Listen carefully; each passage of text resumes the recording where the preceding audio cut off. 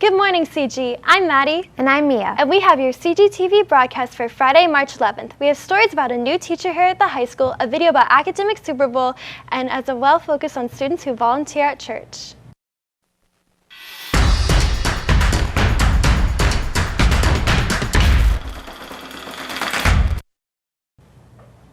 A number of new teachers have come to CG since school started in August. We will be featuring several of those teachers. The first one is Mrs. Stanley. Trevor Magnuson and Matt Kish bring you details about the new members of the staff on the team.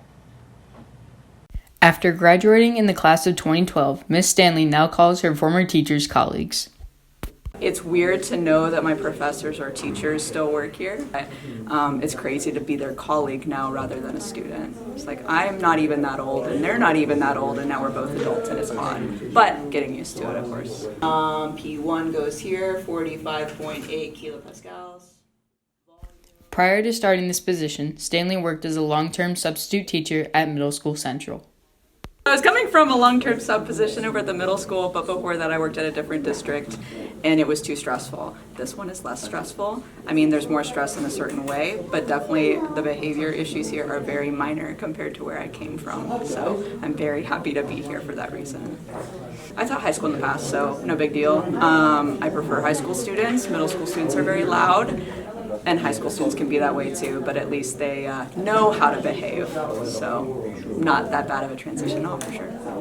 One of the challenges Stanley has had to deal with is starting this position mid-semester. Especially the first week was super chaotic. Just getting to know the students' names is still always a struggle, but just being aware of where they're at and where we're going was my priority, so I think I'm pretty settled now. Miss Stanley will teach chemistry and ICP. Thanks, guys. Academic Super Bowl is gearing up and has been practicing for their spring season. Nolan Canfield has a feature about the club. With competitions on the horizon, Academic Super Bowl has been actively practicing for this year's topic of Canada. Junior Jacob Thornton is one of the club's competitors. Academic Super Bowl is an academic club where we have a group of people, we have a team, and we just work, we study some topics, and we go and compete, answer questions about those topics as best we can. It's like a trivia style thing, but it's for a special topic. Another competitor, sophomore Isabella Dills, is a part of Academic Super Bowl's English branch. We're preparing by going over the texts, we're reading them, there's some practice questions that we were provided with that we can go over. Academic Super Bowl's activities all culminate in competitions. Junior Gowthamm Mandala will participate in the math and science competitions. You just show up there and we have 3 people in at each time, and one of the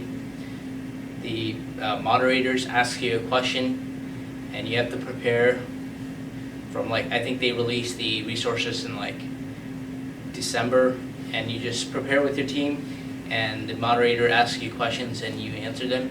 Whoever gets the highest points starts to advance. Academic Super Bowl teaches competitors valuable skills for their futures. This is preparing us for the future because this gives us really good skills.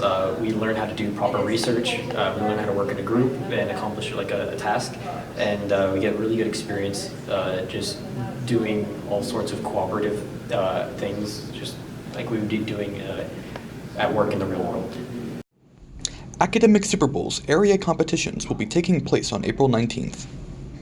Thanks, guys. Lauren Carpenter and Ben Salyers are 2 students who volunteer at their local church. Brett Bradley and Ben Baranko bring you a closer look at these 2 students and what they do. Lauren Carpenter and Ben Salyers all volunteer to play for their church's band. It builds my connection with the church because I get to work with people that are at the church, and then community is, well, like I said, at the church I get to meet new people, help people, just learn about instruments and God and stuff, Playing in the church amplifies Carpenter's sense of community and self-confidence. Well, when you're singing, you're up there on the stage and the lights are on you and you're just performing in front of people and they recognize you and they see you and they come up to you and they tell you, oh, good job and everything. And it's just a way for me to know more people and to be more confident in myself. Ben Salyers is in marching band and Lauren Carpenter is in SUSO. I guess they are 2 very, very different things. Like singing for church, you're not singing like to be a showstopper or to impress people. You're singing to help people and gather them together in community and just worship. When you're singing like for show choir, you're just trying to be like up there having fun and like get a medal or anything and just like be a good performer.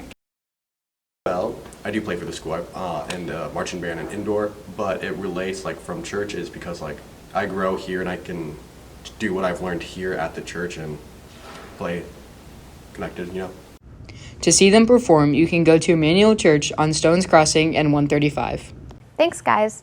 Good luck to the varsity dance team competing at state tomorrow. That's all we have for you today, CG. Bye. Bye.